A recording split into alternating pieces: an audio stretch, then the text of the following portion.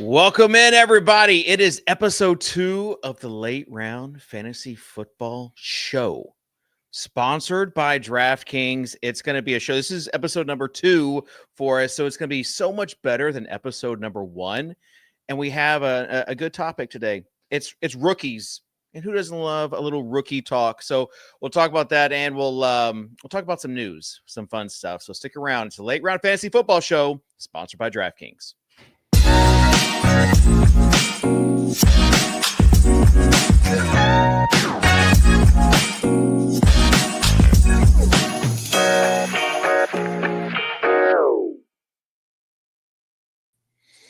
Welcome in, everybody. We got rookie targets today on episode 2. I'm David Kitchen, aka COO, aka number 2, aka formerly Soccer Dave. JJ, you're just JJ. So wait, COO has replaced Soccer Dave. Like that Soccer Dave is like fourth in the pecking order at this Soccer point. Dave used to be my old DraftKings pro name. The weird thing, can we talk about Soccer Dave? The weird thing is you were a hoops player number 1, no? Like that was your Do you know the history of Soccer Dave? I don't know the total history now. At least when I don't remember. It's not that I kept back there and wanted to remember forever. I'm going to show my age, what a boomer I am. But 1994, the World Cup was in the U.S. I was a ripe old age of 9 or 10 years old. And my dad's like, son, we just got AOL. What do you want your screen name to be? I love soccer. I love the World Cup. So I said, Soccer Dave. It was taken. SOCR Dave. Okay, that works. So from then on, I use that handle for everything. Wow. Including when I signed up for Draft Street, my first ever site, who eventually got acquired by DraftKings. And I did not know that my name would be known as like Soccer Dave. Yeah. Well, first time I went to Disney World, someone said Soccer Dave. And I'm like, wow, it's a part of me. Well, I mean, that's just a low key humble brag, right? That you were noticed in Disney World. Yeah, that is. That person never responded, though. He's like, I'm going to take a picture and post it on social media, and never responded. So my friends of the Swolecast just do not believe that it happened. We got a legend in the chat, Bob Harris, giving the wave. Hello, Bob. What's up, Bob? We want to welcome everybody in, though. Just want to remind people kind of what the thesis of the show is. It's a spreadsheet themed show, JJ. It's one where we get down and nerdy.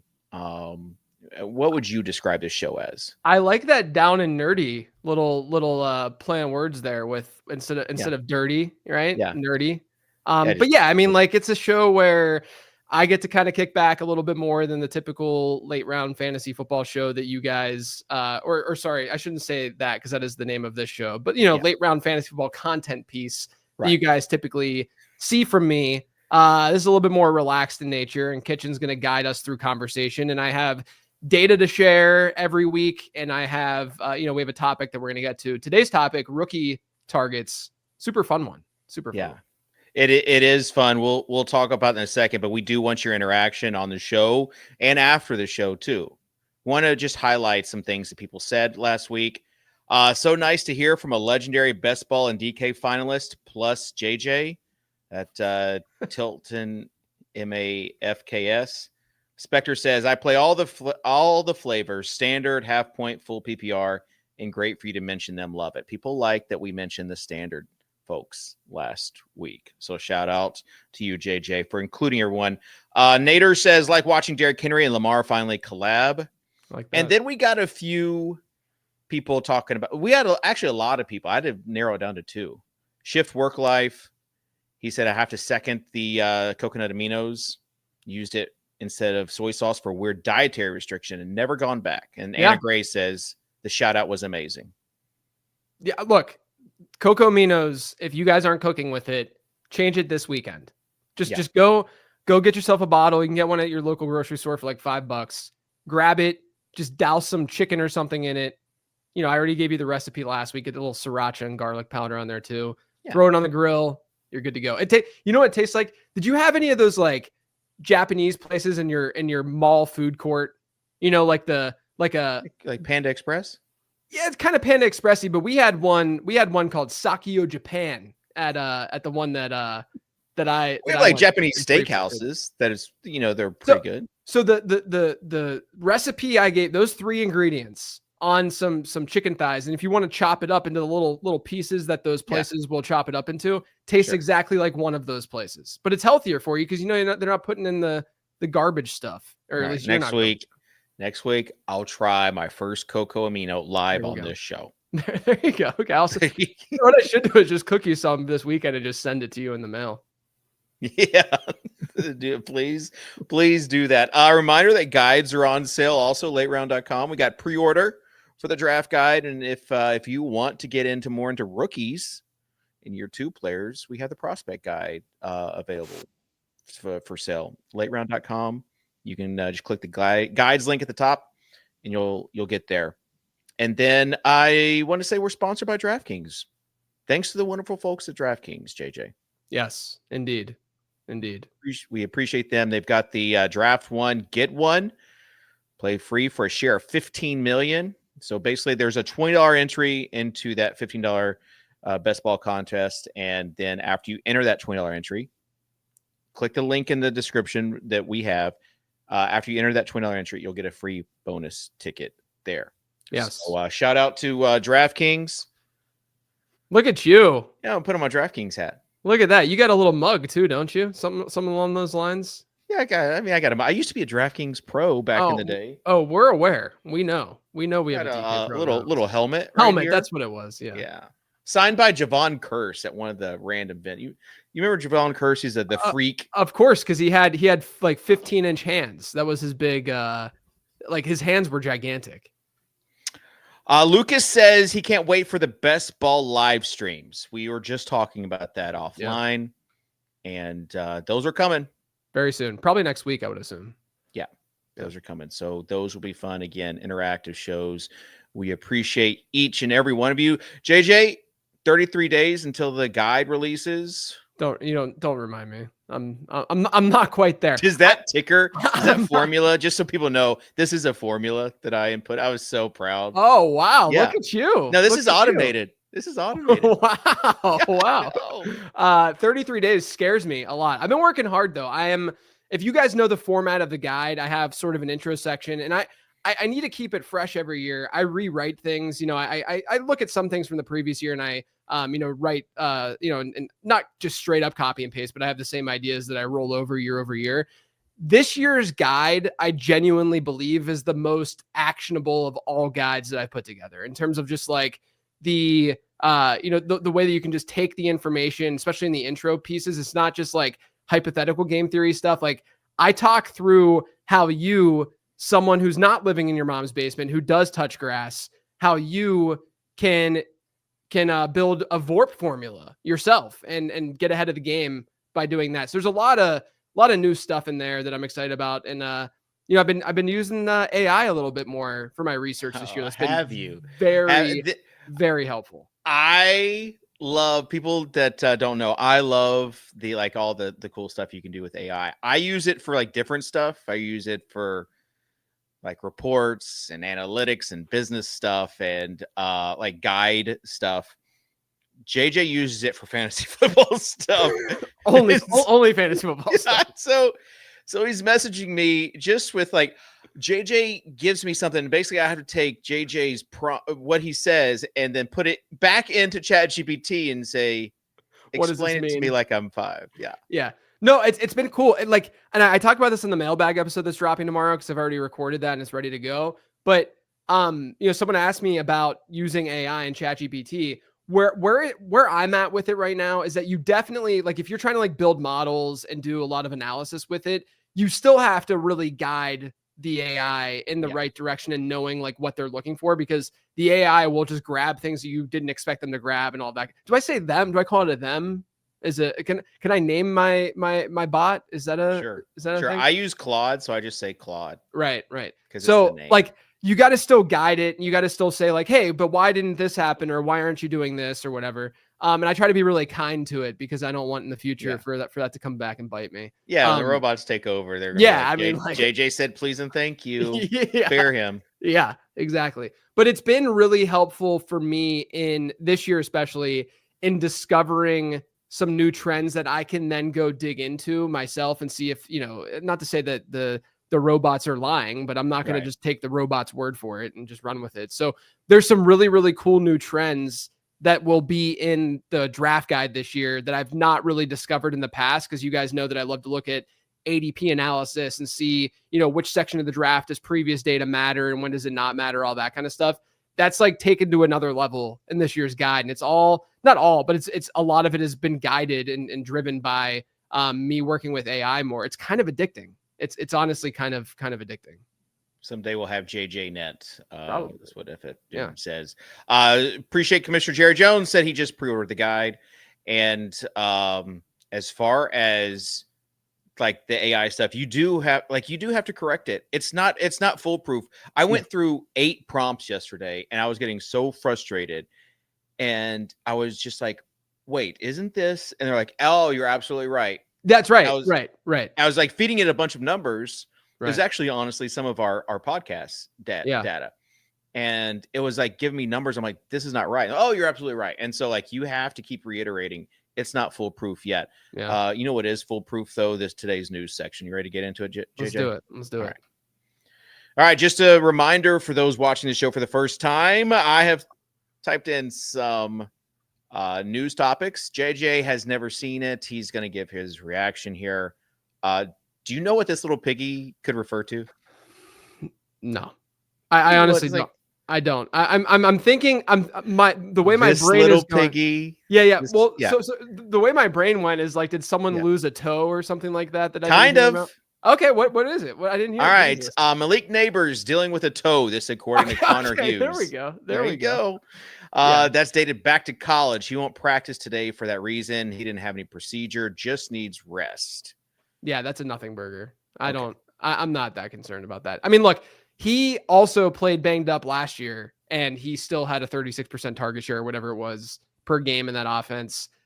He's elite. I'm not overly concerned. I will say though, my redraft rankings, which I'm going to be updating tomorrow, along with my dynasty rankings for all patrons. I am a spot or two below market with Malik Nabers this year, like right now. I'm not to say he's not going to be. I actually saw that on the DraftKings thing because he's going pretty high, and I looked. He just goes rankings. High, but a lot of it too, though, is like there's a cluster there, right? Like I just like prefer Nico. I think it was who's like ahead of him. He's not going to be a player that I'm going to put on like an avoids list or anything like that. Yeah. All right. Next one, merit based. You tell by the colors. This is Mr. Ja'Cory Krosky Merritt. Yeah. JP Finley. By the way, I'm sourcing this one from our news and rumors channel in our Discord. So JP Finley, though, says that B Mitch Live says to keep an eye on Krosky Merritt. I think he's going to make some noise. I think getting him in the 7th round is a misnomer. He didn't get to play, but his play at the Shrine Bowl was a 3rd rounder. There's been lots of drum beats around Ja'Cory Krosky Merritt. Yeah. And I just wanted to say that Redacted Fantasy Takes in the chat, one of the famous. Yeah. One of the big Discord bros. Yeah. One of the big dogs. Yeah. He said, if Ja'Cory Krosky Merritt becomes fantasy relevant, I will steal the Declaration of Independence. Yeah. I'll say this. Crazier things have happened in fantasy football, right? But you guys know that I think with a lens of probability, JCM, is that what people call him? Because I'm going to call him that instead of saying his whole name. JCM had a ZAP score of 16 in the model, and that was with some draft capital. But to be fair, his draft capital wasn't high. It was 245 overall. If you look at his speed score, this gets adjusted. So he didn't get an invite to the combine. Right. So that's why if you look at the prospect guide, he doesn't have a profile. So the way that you could talk about almost any running back that was invited to the combine this year, and I could start to tell you about his story and the data behind him, because I wrote a prospect profile about that player, right? At one point in time. Some of them I'm going to not remember that much, like Ulysses Bentley. Like I just remember him not being very good, but the majority, like 75% of them, I could probably rattle something off. With JCM, he wasn't invited to the combine. That's already somewhat of a red flag, because we don't usually see players do much when they're not invited to the combine. We also don't see them get drafted very often. So, that's something that happened with him, is that he did actually get drafted, but his production profile pretty lacking. He didn't register a breakout score in the model, which is a red flag. We usually don't see, like the one thing I do want to say though, is like with the prospect model, I'm looking more at like, can this guy be like an RB2 or better? Like, can he be like a legit usable piece, on your fantasy roster? And this is a profile that the answer to that is almost definitely no. Like I'm talking like less than 1% chance from just like a historical perspective. Can he be, usable in some way on your dynasty bench? Yeah. Like I actually, in 5th and 6th round, like deeper rookie drafts, I've thrown a dart at JCM just to have him. Took him in our insiders. Yeah. League. Like I've gone that route just because I'm okay with, like being wrong and just throwing like every player in the 5th round of a rookie draft has incredibly low odds of hitting to begin with. And I'm a known Brian Robinson, from a fantasy perspective, hater. I think what Robinson did, coming back from the gunshot wound and all that, seems like a really awesome dude. I just mean he's not used as a receiver in that offense. You don't like when people come back from just adversity? Yeah, is that what you're saying? That's the narrative that people will run with for sure. But like Brian Robinson, I think is overvalued right now. I think Austin Eckler is a little bit undervalued. And so there's room in that backfield for a guy to emerge. I just wish that it wasn't this profile. I wish it was like Rocket Sanders or someone like that, who I think could have been a potential 3-down back in the right spot. But yeah, I mean, I'm not going to say no, but I don't think that this warrants anything more than a last pick in a rookie draft, end of bench stash, and maybe a 20th round pick over on DraftKings. Yeah. Especially when Eckler's already free over at DraftKings. Pretty much. That's the thing. Yeah. That's the thing too, is that like, I mean, we've talked about this. I don't know if we talked about it last week, but I at least talked about it on Becoming a Best Ball Bro. And I've talked about it, on the podcast, but like, I think the gap between Brian Robinson and Austin Eckler, especially in a full PPR platform, is just way too big right now. Yeah. Yeah. All right. So you want to type in your reaction then? Oh yeah, sure. I'll say, late round. Okay. That's what I'm going to say. Late round. Okay. All right. Our pets' heads are falling off. Who does this refer to? Who do you think? I don't know. This feels political, but let's, no. let's not go that direction. No, I have no idea. Do you know where this quote is from? Our pets' heads are falling off. It's a Dumb and Dumber quote. Oh yeah, right. Okay. I'm not as like I've seen Dumb and Dumber before. Don't get me wrong, but I haven't seen that movie since probably like when it came out. Yeah. I don't know. I haven't seen it in a while. I just quote it all the time.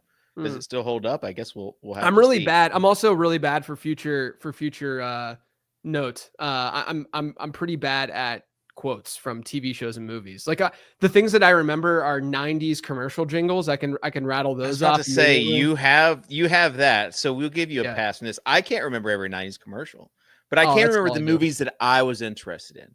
Someone from high school today sent me a message on Facebook, and it was of an Austin Powers quote. And he was like, I can do a lot of Austin Powers. Actually, he's like, I cannot think of Austin Powers without like thinking of you. Like anytime I see someone, like, okay, good. All right. But Harry and Lloyd were in Dumb and Dumber. So it's a little bit of a stretch, but Lloyd talking about MarShawn Lloyd, who ran with the rehab group yesterday in Green Bay. You can see by the Green Bay colors. And, the reason why, like, such a stretch.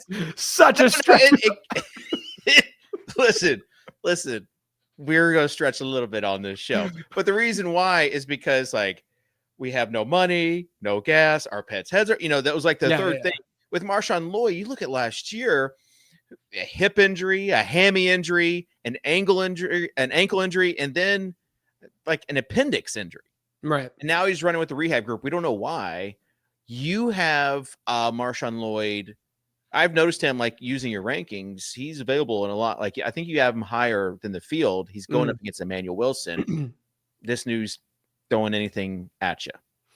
I wouldn't say that the news is, but I think that like Green Bay last year, Green Bay last year spent that draft capital, in my opinion, because they didn't want Josh Jacobs to see the workload that he saw last year. So I think in an ideal world, especially if you look at like Matt LaFleur's history of how he's deployed running backs. I mean, you saw it yourself firsthand in Tennessee when they had Dion Lewis and Derrick Henry, and it was pre-Henry, like true breakout. Like Derrick Henry didn't really get going until they had no other choice but to get Derrick Henry going at the end of that one season. I think it was like 2018 or something like that. And so I do think that they drafted Lloyd with the intent for him to have a role. And, you know, obviously there's upside with the Josh Jacobs injury, and Jacobs coming off a really big workload last year. He's a running back. There's going to be a lot more regression, in my opinion, and a lot more injuries happening to running backs this year than last year, because last year was kind of an outlier from an injury perspective. So at the very least, you know, if Josh Jacobs were to go down, MarShawn Lloyd is, in my opinion, is probably the 1A in that backfield, right? So I think that he's a decent enough handcuff, who also, you know, he had a decent pass catching upside, you know, has this decent burst. Like, he's not a horrible prospect. Now, he was a lot easier to be okay with last year amongst a really bad rookie crop. But now, you know, whenever you're looking at these other like Tajh Brooks type late round dart throws, you're like, oh, I'm kind of more intrigued by, you know, this 5th or 6th round rookie this year than MarShawn Lloyd, who was, you know, the late day 2 last year. But yeah, I mean, like, I think that you could go that direct. Like, I'm not overly concerned from an injury perspective. I'm more concerned that he's just not, you know, as talented as, you know, what his draft capital showed last year. All right, there you go. All right, let's go on to the biggest mess. This is a Browns headline. I don't even know like what to do with this, but like Deontay Johnson not showing, it's voluntary OTAs. Yeah. But like you'd figure that someone who's on his last leg not showing up for voluntary OTAs, just kind of a thing, what is to come. But you also have, I don't know if you've seen, you've got, they are tracking the QB tracker, ESPN Cleveland, tracking all of the quarterbacks' completions and touchdowns in practice. So Flacco 9 for 14 with a touchdown. Sanders 7 for 9 for 3 touchdowns. Pickett 9 for 16, no touchdowns. Gabriel 11 for 16 too. And one, I love that. Like, I love that Kenny Pickett is the one who didn't throw. Right, no touchdowns, no interceptions. He just kind of is what he is. But then they also drafted 2 running backs. Yeah. You got Fannin and Njoku. For fantasy purposes, I cannot remember a bigger mess, especially like in redraft, than this one. This is like one of those.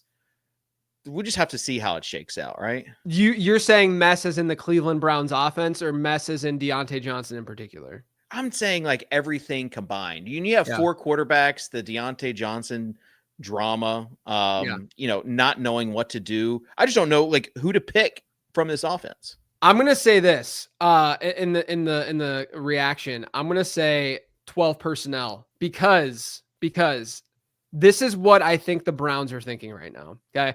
Forget the quarterback competition. Who knows? I think Flacco will probably be it, you know, starting week 1. But forget about that. Whoever's under center is under center. I think that what the Browns are trying to do is kind of get back to Kevin Stefanski's roots, which, if you recall, when he got to Cleveland in the first place, he was a very 12 personnel, you know, 2 tight end set heavy coach. Like to the point of like, it was similar to how the Eagles were deploying, you know, their tight ends and how they were super 12, you know, when they had Zach Ertz and Dallas Goedert. That's how, you know, people thought of Kevin Stefanski. He's a really, really super heavy 12 personnel coach. And if you look at that roster right now, you have Jerry Jeudy and Cedric Tillman, and then you don't have much else. You know, maybe Deontay Johnson, you know, gets his you know, mindset right, and he's able to turn things around and be the wide receiver we know he can be. But their number 1 slot guy right now, I think, is Jamari Thrash, who was a not amazing prospect coming out, undersized, all that good stuff. I mean, he can probably play in the slot because that's an easier place for a guy like his size to play. But I think that they drafted Harold Fannin because they wanted to run more 12 personnel. And if you look at what Fannin does and what Njoku does, Njoku's the kind of tight end and player that can stretch the field vertically and blow past, because he's athletic as crap, right? He can blow past defenders and he can do stuff in the red zone, but he's not this nuanced route runner. Whereas Harold Fannin kind of is, and he's kind of the opposite of that as a tight end. So I think that they see, you know, a really good complement in Harold Fannin versus David Njoku, all while making sure that they have insurance for Njoku next year, where I believe he's a free agent. And so they would be able to slot Fannin in there. But Fannin might honestly be somewhat of a, slot guy for them, like right away, like in 2025. And so I see it as like, it's Judy and Tillman, and then question mark at quarterback, and then a lot of 12 personnel. So both of those tight ends. And then if one of those wide receivers wants to step up, they can shift Judy into the slot a little bit more. If it's Deontay Johnson, he can play on the perimeter. And then at quarterback, I think it's going to be Flacco. We shouldn't really have high expectations for whomever it is, but we at least know that Flacco can not elevate, but like sustain, production for his pass catchers and stuff like that. So yeah, that's kind of the way I see the passing game working for them, and why I think that Harold Fannin is actually not irrelevant here in 2025.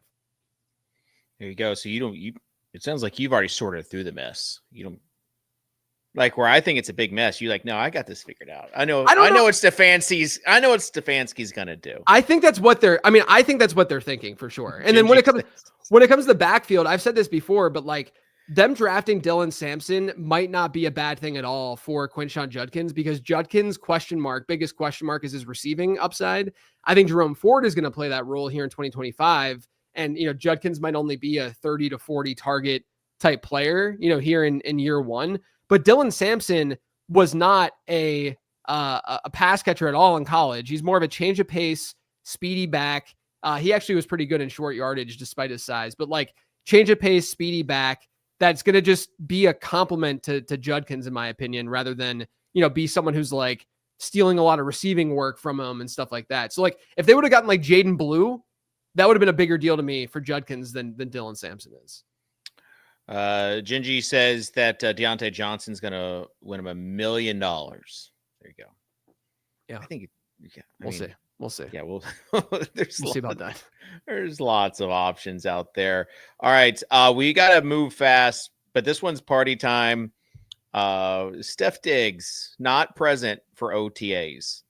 You got a new coach in there with Vrabel, who's like big culture guy. Yeah. He emphasized decision-making yesterday, especially after a video of Steph Diggs came out of him on a boat. Yes. And nothing good happens on a party boat. No. If Odell's taught us anything. Yes. That's so basically there was like some pink baggies, and we don't know. We're not going to assume, maybe someone had allergies and there was just, maybe it was that, remember the rock candy back in the day? Maybe it was just sugar, just pure sugar. Creatine these days, I take 5 milligrams of creatine. Yeah, a lot of different forms. Get it on the boat. Sure. But as someone who is, you like Diggs this year. Yeah, I think though that so what I do for my rankings for like DraftKings and for best ball is I take the rankings that I build for redraft and season long, and then I run a formula that converts those rankings to best ball and for DraftKings. And Diggs was a little bit ahead of market in those rankings. And I've actually gotten auto-picked him maybe once or twice over the last week because I was gone last weekend, away for the holiday. And I regret that. I'm going to fix that for the next update. I don't want to be high. I don't want to be higher on the market than Diggs. I think that there's a lot of red flags here. There's the injury that he's coming off of at an old age, which is really frightening. And then there is this off the field. Is it something? Is it not? I don't know, but it's definitely not a good thing. I'd rather that video not be out there. Right. And so in my opinion, like I've been drafting a lot of Kyle Williams out of that offense, because I like Drake May as a late round quarterback. And so I want to pair him, get him with the two rookies with Travion and Kyle Williams, and even Hunter Henry, who's really cheap. I like going in that direction. So I'm trying to avoid Diggs at this point. All right. Let's get, we got some rookies too to talk about, speaking of, but for right now, we're going to get today's data. Yes. So this is an expansion on what you guys might have listened to on the podcast earlier this week about touchdown rates, right? So you can see here, you got, what are you changing the colors for over here? Yeah, no, I just want to make it look prettier. It was not pretty enough for you? No. So this is really simple. This is just looking at every quarterback during this time frame that I looked at, which was since 2011, who had a 6% or better touchdown rate, and then it looked at how many points per game they scored year over year. And as you can see, only 6 quarterbacks scored more points per game the following season after a season with a 6% touchdown rate than before. Now, you might be sitting there and you're like, well, obviously, because the 6% touchdown rate is really, really good, and they're obviously going to score really well, so it's going to be hard to maintain that. Yeah, for sure. But at the same time, if you scroll down a little bit, Kitchen, and stop colorizing everything and making things look prettier, and in your opinion, prettier. You say prettier, I say easily consumable. Okay. Down here, I think is one of the most interesting tables that you'll find around the idea of touchdown rate. So this looks at quarterback 1 to QB 18 since 2014. This is by ADP. So this is top 18 quarterbacks, every year since 2014. And it removes any quarterback who didn't play 8 or more games in their given season. It looks at their previous season touchdown rate. They had to have a minimum 200 attempts to qualify for that. So they had 8 or more games played in season N, and then season N-1. So the previous season, they had 200 or more pass attempts. Okay. This is their touchdown rate in that previous season. So you have less than 4% touchdown rate, 4 to 6% touchdown rate, 6% or more touchdown rate. And this is going to be in the mailbag episode tomorrow as well. If you look at the players who had less than a 4% touchdown rate, there was 23 of them in this QB1 to QB18 range. They outperformed ADP expectation by 0.19 points per game on average. Okay. The next group, 0.23 points per game on average. And then if they had a 6% or better touchdown rate, they underperformed versus expectation by 0.82 points per game. Now you can see how many of these guys outperformed ADP expectation by 0 points per game, more than 2 points per game, and more than 4 points per game. And what do you know? The 6% touchdown rate group did really, really poorly in most of those categories. They underperformed expectation at a really high rate when you're looking at 0 points per game. 2 points per game, they were similar as the 4 to 6% group. But look at the 4 or more points per game group. Not a single quarterback since 2014 that's been drafted in the top 18 that had a previous season touchdown rate of 6% or better exceeded ADP expectation by 4 or more points per game. Look at what happens when they have less than a 4% touchdown rate. That's up to 17%, which tells you that the market is not adjusting for touchdown rate properly enough. The market is saying this guy was good last year, surely he'll be good this year, but that's not a proper way of looking at this, because those guys generally are under exceeding expectations. So this just goes back to what I said on the podcast earlier this week, where guys like Jared Goff, even a Baker Mayfield, who has a little bit more to his profile because he did run for a lot more than he did previous seasons. Baker Mayfield, Joe Burrow to a degree, those guys are regression candidates. They can combat that, but historically, where you draft those players, you are going to more than likely not see them really, really far exceed that ADP expectation. If you want the one quarterback, then, because I talk about this on the show tomorrow as well, if you want the one quarterback who I think is the best less than 4% touchdown rate value now, who's probably going to exceed expectation by a decent bit, that's, obviously not like a second year guy or anything like that. That's more of like the obvious breakout candidate. Dak Prescott. Dak Prescott last year had a 3.8% touchdown rate. Previous years, he was over 6% in 2 of those years. One of them, he was in the 5% range. He is a big favorable regression candidate. And he's someone that, obviously don't take Dak Prescott, as a top 10 quarterback, because then it defeats the purpose of this whole exercise, right? If you take him at ADP, chances are he's going to exceed expectation. And he's got another possible weapon to play with there in Dallas. Yeah, and Brian Schottenheimer is a very pass-heavy quarter. He has been in Dallas. And then on top of that, look at their running game. Look at their running backs. Like they don't have guys that they're going to trusting and rely on. Right. Okay. All right. I'm excited now. It's like all of that data, you kind of use it to trash golf. I use it to you're the optimist. Yeah, like Dak.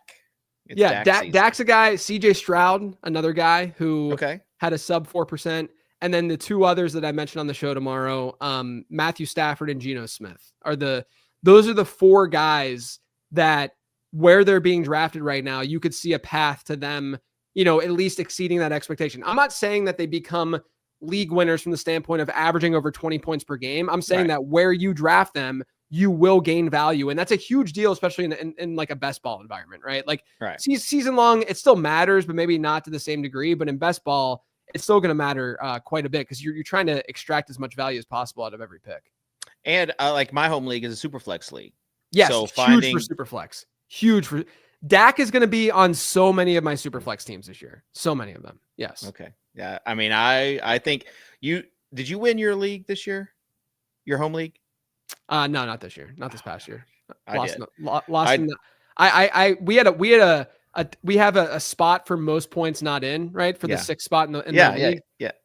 I scored the 2nd most points in my league and I didn't make the playoffs. Oh, that is brutal. Yeah. I've talked about this a little bit, but I did win my home league for the first time since literally 2007 or 2008. So like the jokes were all about like Kitchen hasn't won since the Bush administration. Kitchen hasn't won since, all this other stuff. So it was the biggest monkey off my back. Yeah. And so now it's just like I'm playing with house money, and it's a keeper league too.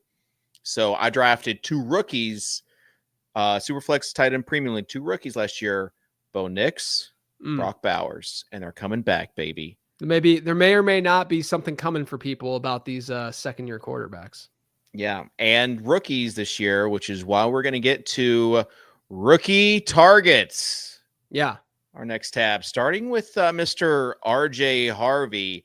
I feel like this guy's got a lot of steam about him right now. Like by the time I'm anxious to see by the time the redraft starts, like where he's going.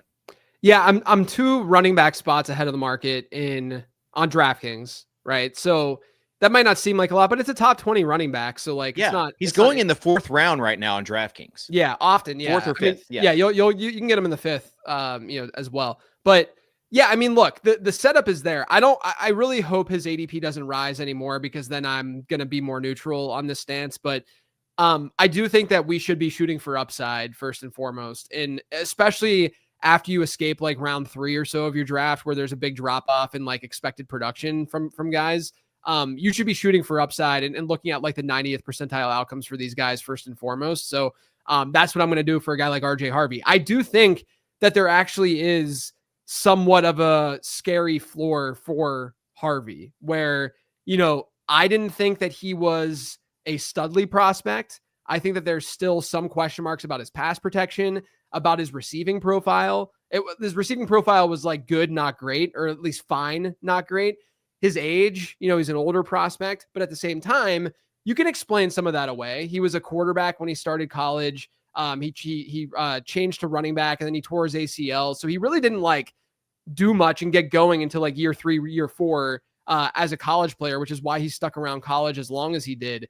But then you look at the situation, you get Audric Estime and Jaleel McLaughlin as his main competition. And that's on a team that loves to target its running back. Sean Payton as head coach since 2011. And I know that I used this last year to justify throwing a dart at Jaleel McLaughlin. And that was an L at the end of the day, which will happen. But even still, they were 5th last year in running back target share. So I'm not really that upset about the process there. I think that the situation was actually not bad for McLaughlin to be fine. He just didn't really perform. But running back target share ranks for Sean Payton as head coach since 2011. He didn't coach in 2012 because of that. That was wasn't that the year of the what do you call it? What did they call it? The target. But what did they call it? They had a gate. No, it's like it was a gate. Kevin James played him in a movie. It's all which was really really bizarre. Bounty Gate. Yeah. So he didn't coach that year, and then he didn't coach in 2022 because that was after he left New Orleans and didn't get the job with Denver yet. But you can see all these seasons, the worst that his teams have ranked in running back target share has been 6th, and he's usually top 3. Even when he's gotten to Denver, he's been 1st and 5th. And then if you look at New Orleans after Sean Payton, they have a season where they've ranked outside. They were 1st last year in running back target share, mostly because look at what happened to their wide receivers. They had literally no one else other than Alvin Kamara in that offense. But when Sean Payton left, they were like 7, like they were past the 6th ranking in running back target share. So I think there is some substance here. Not only that, because obviously he went to Denver and all of a sudden they're top 5 in running back target share as well. So I think this is part of a scheme thing for Sean Payton. And you look at RJ Harvey, Jaleel McLaughlin's a change of pace guy. He only had 27 targets last year in a very, very, running back centric from a receiving perspective offense. Audric Estime, he only had 5 targets last season. His best season reception share in college was just 8%. He's not a pass catcher. He's an early down guy. And Javonte Williams is gone. Javonte Williams, his last 2 years have had basically 13% target shares in each of those 2 seasons. And he had 70 targets last year. And now he's gone. So I think RJ Harvey might have some question marks long-term as a pass catcher. Like they could realistically say, hey, we want to draft a pass catching specialist next year in the draft that we really think will fit well with the speed score and the burst of RJ Harvey. And then all of a sudden Harvey's receiving numbers go down a little bit. But right now, if we're assuming these are the 3 running backs that are active on game day, because they could use like a Blake Watson, who's a really good receiver as well. But the fact that they didn't really go that route last year tells me that I doubt that they really go that route this year. But Sean Payton, he does some weird stuff. But yeah, I mean, like it's set up for RJ Harvey to see a lot of work through the air. And I am always going to target a pass catching running back profile. Okay. It feels like I have not fell into the Jaleel McLaughlin trap, but it seems like every draft I'm getting either RJ Harvey or Estime as a free 19th or 20th round guy. I like going the Estime route too, because I do think that he has a legit shot to be like the goal line guy for them. Like that, right. That's a possibility. Like that's in the range of outcomes here. All right. You see what I've done here, JJ? I do. It's cute. Nice little reveal for everybody. That's why, people don't know what's coming. Luther Burden, the next guy to target. We have him. You have him right now, just outside the top 100 in your best ball ranks. And his ADP is like 125 or something. 125 is his ADP. I heard you and Pat talking about him as well. Yeah. Pat loves him. Yeah. So talk about Luther Burden. Yeah, I mean, I think that he's probably an easier in best ball kind of pick. Yeah. But with that being said, people are scared. Like you have to ask yourself, why is this guy being drafted where he's being drafted? And to me, the answer to that with Burden is not so much the talent profile ceiling. And again, when you're talking like that late of a pick, you should only be worried about ceiling. So I'm going to say talent profile ceiling here, right? Because obviously the floor is a little bit scary. Right. But when you look at the talent profile ceiling, I don't think that's the reason why he's being drafted where he's being drafted. When you look at the offensive environment from a how many points that offense might score perspective, that's not the reason why he's being drafted where he's being drafted. He's being drafted where he's being drafted because he's the number 3 wide receiver right now on that team, right? DJ Moore, wide receiver 20-ish, Rome Odunze, wide receiver 36 to 40-ish, and then you get Burden, who goes like 15 spots after that. My argument against that, though, is that he's a good prospect. He was in the elite producer category. It's a crowded room, but that creates more ambiguity, which lowers that price, right? So we actually want to embrace those ambiguous wide receiver situations because he has multiple outs right now to get for an injury to DJ Moore or Rome Odunze to elevate all of a sudden. The way I think about this stuff often is like, where would we be drafting Luther Burden if one of Odunze or DJ Moore were not in that offense, right? Yeah. So if it's like, let's just pretend that it's just Luther Burden and Rome Odunze. Odunze obviously would be going probably top 15, top 20 at wide receiver, but then Luther Burden would probably be going top 30 at wide receiver or 35, right? Like around that range. And so that's where, I want to think about that contingent upside for him. I also think schematically and what they need from Caleb Williams is that Caleb Williams last year didn't have a lot of easy outs, right? Like it wasn't a very good offense for him for any rookie quarterback because there weren't these good offensive line. Yeah, right. There weren't these like easy outlets. But if you notice, his production started coming on a little bit towards the end of last season. What they did is that they started using DJ Moore more in the screen game. He had a lower ADOT, and they were giving him these really easy throws for DJ Moore to do his thing because he's a great yak wide receiver. That's what Luther Burden is. And I think that's why I think Luther Burden is going to hurt DJ Moore more than he's going to hurt a guy like Rome Odunze. because Moore is a player, is a more of a duplicate, if you will, of what Luther Burden brings to the table. And in an offense where you're going to want to get Caleb Williams going, getting in a rhythm, feeling good, you're going to want to give him some pretty easy throws. And if there's one offensive mind that I think could scheme open a slot receiver, it's got to be Ben Johnson with Luther Burden, right? Yeah. So I think there's going to be a lot more of these like really easy, non-complicated routes and easy outs to get Caleb Williams, to get Luther Burden the ball from Caleb Williams. And that alone could just elevate his PPR floor. So I think that he could see a 15 to 20% target share this year, realistically. And that's going to pay off at that price tag pretty easily. Yeah. And again, we're talking, we're in best ball mode right now because it's not even June yet. Mm-hmm. But in redraft leagues, he's like one of those guys who's going to fall probably. Like, he's a dart throw. He's a $2 auction guy that, just could pay off massively. Like you say, right, if something happens to your guy. All right. TK said Burden is like Moore, as in DJ Moore, but more than Moore. Kind of. Yeah. Yeah. Like I get what you're saying. Like he, I think that the stuff with DJ Moore is a little bit overblown right now. There were a lot of routes last year where he was really lazy and he just seemed like he didn't care, can we blame him really at the end of the day, like in that offense? But again, they got him more involved down the stretch as well. Because they were giving him those like lower A-dot looks. That's what Luther Burden did in college and what he's incredibly good at. And I guarantee that's what the Bears had in their minds when they went and drafted him. I think that's they want these easy outlets for Caleb Williams, while Rome Odunze can kind of stretch the field and do things all over and really get down the field to make those splash plays. All right, let's get on to the next reveal. It is Mr. Kyle Williams. We talked about this guy. Again, if you are paying attention, like on X, Blue Sky, Instagram, wherever, you're seeing like daily highlight vids of this guy. Yeah. Feels like another guy who's going to get steamed up by the time August rolls around. Probably. It's so weird. Like the Kyle Williams stuff has been so interesting to me because if anyone read the pre-draft version of the prospect guide, the blurb for Kyle Williams was like, yeah, he actually has an interesting breakout score. And he actually has these like interesting pieces to his analytical profile, but you don't have to worry about him because he's projected to go 350th overall right now. Don't worry about Kyle Williams. But realistically, like he was good all along. And I wish that I would have leaned into that in the pre-draft process, leaned into that profile a little bit more, but post-draft, he doesn't look that bad. He has a breakout score that is above 70. But it's weird because he got that as a freshman. Like that's what's boosting that score. His max season adjusted yards per team pass attempt was less than 2.2. It's arbitrary, sure, but it was less than 2.2.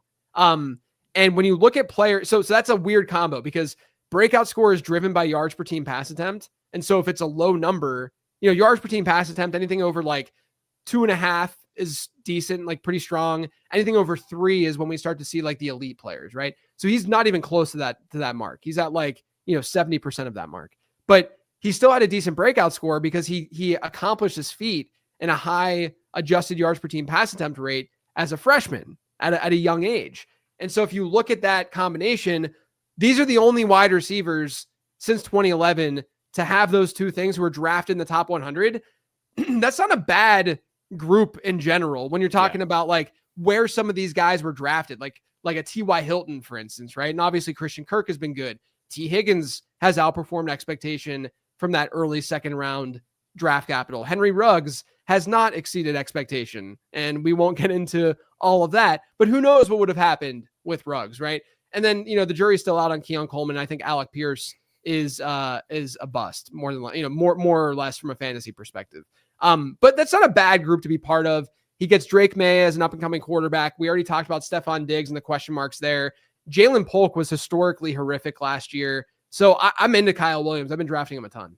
You've also have a new coach coming in. We talked about Vrabel. Yeah. I do wonder, because of Vrabel's like history with the Titans, do people just think he's just going to run all the time? I think so. But the thing that I think is really interesting with Vrabel's pairing with Drake May is that the way May will score fantasy points this year is a lot like what we saw with Ryan Tannehill, I think, when Arthur Smith was offensive coordinator there. But not only that, but Josh McDaniels is not a bad coach for offensive coordinator for fantasy purposes. Right. Like at all. And so like, here, I'm not concerned about that. Here would be my thing is that I think that he's going to be a little bit more pass heavy than what people think. Yeah. Because they had Derrick Henry. If you've got Derrick Henry and, he's a bruiser type back, but he, like, the Ryan Tannehill year, the Titans scored over, I think they were second or third in scoring. They scored, like, averaged 30 points a game multiple times. Yeah. And so I think that I think this offense is one that is easily targeted. We talked about Hunter Henry. Yeah. As another guy. I mean, you and Pat were talking about Hunter Henry. Yep. So he's an easy click, Hunter Henry. He's not someone. He's like he's like Pat Freiermuth with a little bit more. Honestly, probably with a little bit more upside than a guy like Freiermuth, because we at least know Freiermuth is in an offense that's going to be capped by Arthur Smith. He's like Muth, but more Muth than Muth. Yeah, exactly. All right. Next guy for the reveal is I don't even remember who it is. Oh, Pat that's Bryant. Right. Pat Bryant. I've been drafting a lot of Pat Bryant too, where look, he was a reach in the draft based on NFL mock draft database data and where he was projected to go versus where he actually went. And reaches historically, I've talked about this on the show. I did it earlier in this offseason if you guys want to check the feed, but they've been really, really bad bets in fantasy through the years. The best hits have been like Michael Pittman and Deontay Johnson, but among those hits, there's been like 20, it's like 22 players and they're the only 2 hits. I mean, it's really, really bad, but I don't really care about that kind of thing that much when you're getting a guy for as cheap as you're getting Pat Bryant right now. He had a best season yards per team pass attempt rate that was above 3. Just talked about what that generally means. He had a top 10 breakout score in this class. The competition outside of Cortland Sutton, I think Pat Bryant could play a big slot role right away, and that's Devon Vele, where he played last year. Vele was fine, but definitely not someone who can't be leapfrogged on a depth chart. Marvin Mims came on strong, but he's a totally different wide receiver than Pat Bryant is. Troy Franklin, I don't think is going to be him, at the NFL level. So, like, there's room for Pat Bryant to see work. And then Sean Payton comped him to Michael Thomas. Now, in 95% of cases, I'm not going to care about this kind of thing. But when we're talking about, I don't know exactly what round Pat Bryant's going in right now on DK. I can't remember. I mean, it's like 50 plus, right? Yeah, he's like 190. Yeah. I think is around where you have, and he might be going a little bit later than that. Yeah. So players like that, like all these like players in that range are going to just bust like crazy. Like the hit rate's going to be astronomically small. Take every little thing you can and build a narrative around a guy. What if he is like Sean Payton is such a wild card as a head coach where he will use whatever player, looks good to him. And it doesn't matter, which is kind of scary with RJ Harvey, but it doesn't matter, where this is only pertinent for Pat Bryant. It doesn't matter for RJ Harvey. But he'll use whoever's best, right? I think RJ Harvey's good enough to be used, and I think Pat Bryant is not a terrible prospect. So I'm gonna lean his way in an up and coming offense. All right, yeah. The this Denver offense, like in this second year with Bo Nix, like Bryant. Yes. There's so many different guys that could be that guy. So why not? I put Slant Boy 2.0 up there. Yeah, there you go. For Michael Thomas. There you go. I'm sure if he's watching. Actually, no one say anything on Twitter about this because he's one of the folks who searches his name on Twitter and will come out. He's like the Kevin Durant of Pat Bryant or Michael Thomas. Michael Thomas. Michael Thomas. Yeah. I don't know much about basketball, but I do know that KD likes to throw some in the and has he's got a few burners out there too. All right, Tajh Brooks. Lemonade out of lemons. Yeah, I know. This is a Matt Waldman favorite. I didn't mind him as a prospect, but I don't think that his receiving profile was extraordinarily great. My thing with him though is, again, I'm trying to tell a story, right?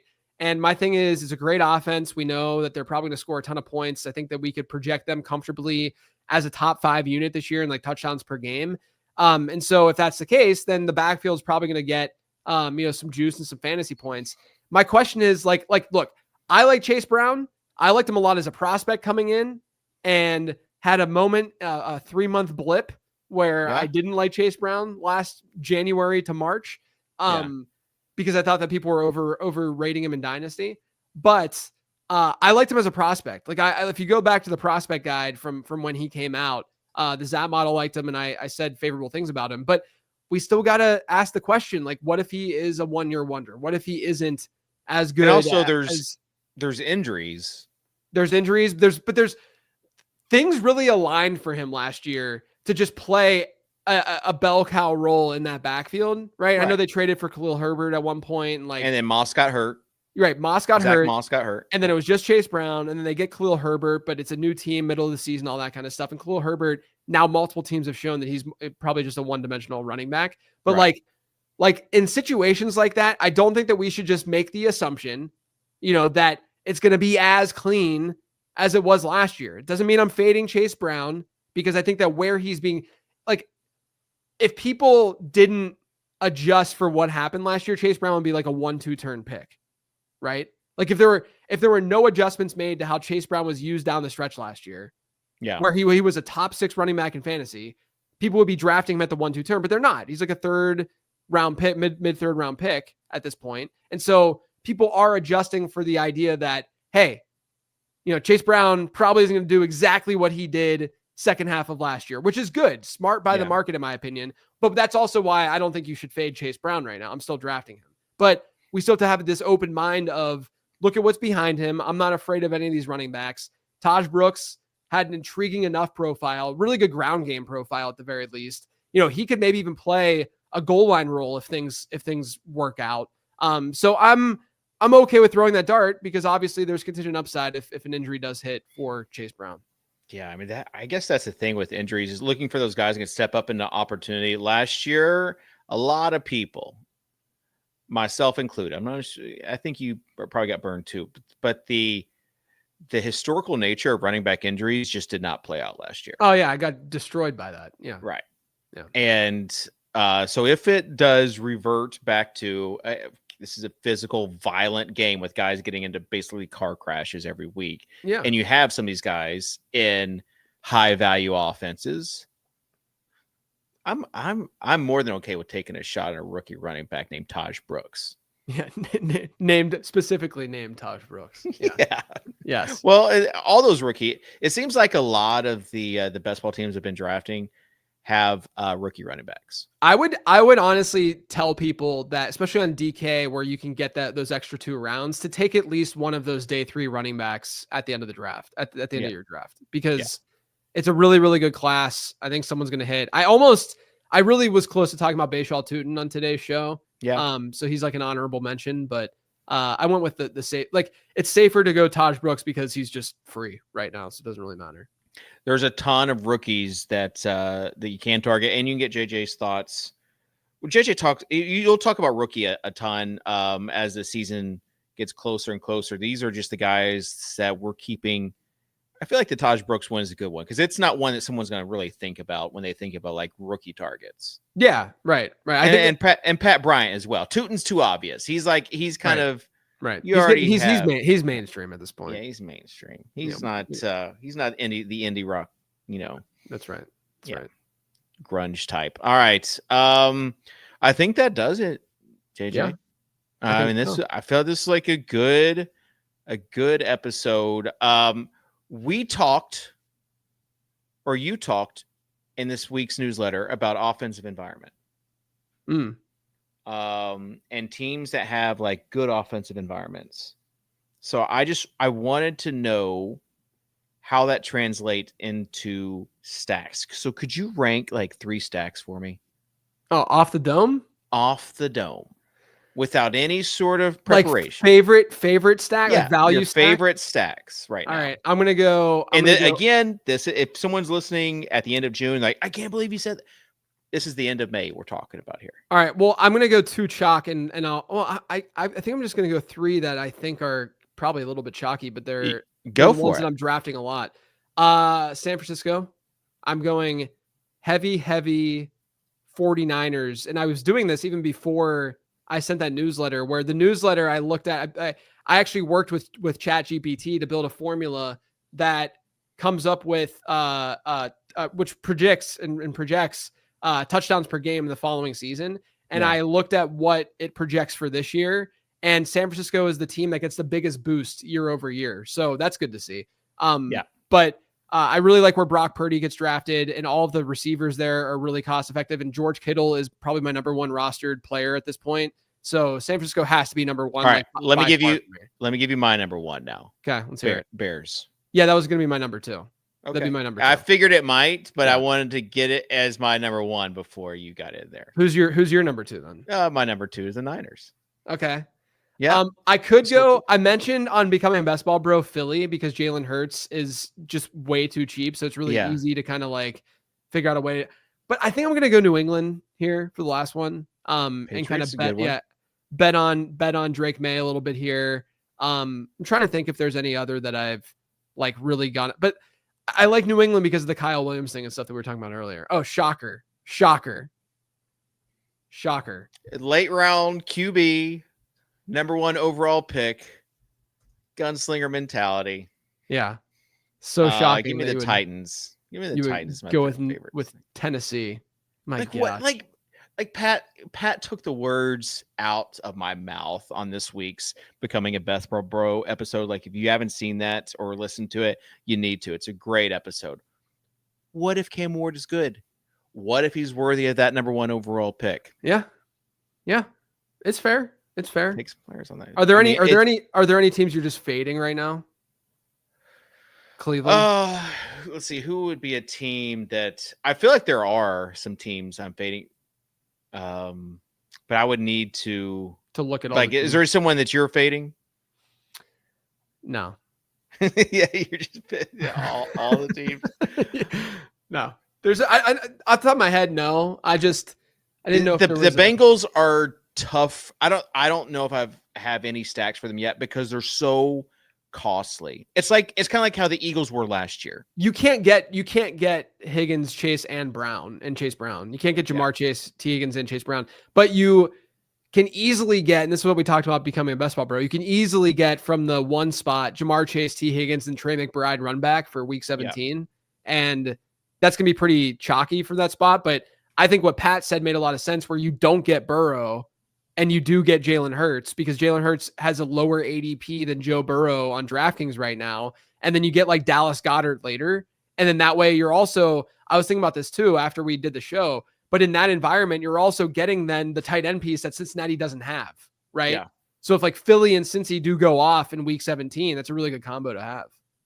This is why I really like the Dak call too, is because like you can get with that 5th or 6th overall pick, you can get CD, and he's like an easy stack. Right. Like you don't have to expend like all of your first 3-4 rounds of draft capital on the Cowboys, like you might have in the past years. All right, there you go. That's that was my just basically. Let's go just so people know. Yeah, you gotta let them know that your stacks. Yeah, the best ball bro stuff. All right, to-do list. Like this video, please. It helps us out. Like other videos that we put out. Then subscribe to this channel. We are trying to put this channel on hyper boost with growth mode and comment afterwards. We'll leave some of those, or we'll read some of those comments next week.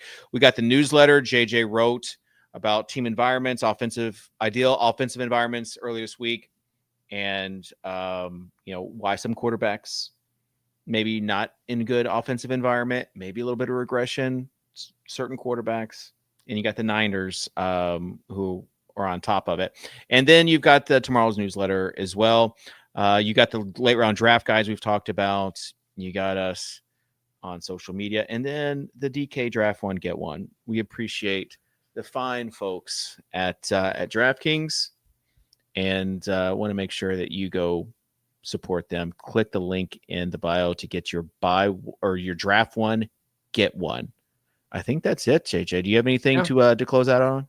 I got nothing. Thanks everyone for tuning in. I really appreciate that. I was gonna end with that. You can end with it still. Okay. You can still end with it. Don't worry. And then that's when I'll know to hit the outro. But thank you guys. I appreciate it. And again, do us a favor. Once this show's done, throw in some comments in the comment section, like the video, subscribe to our page, trying to blow this page up a little bit. And we're going to be doing more and more videos. And the more that you help us blow it up, the more videos we will do.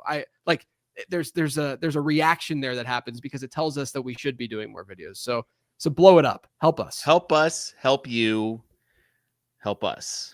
That's what I would say. JJ, it's been a great episode 2 for Rookie Targets.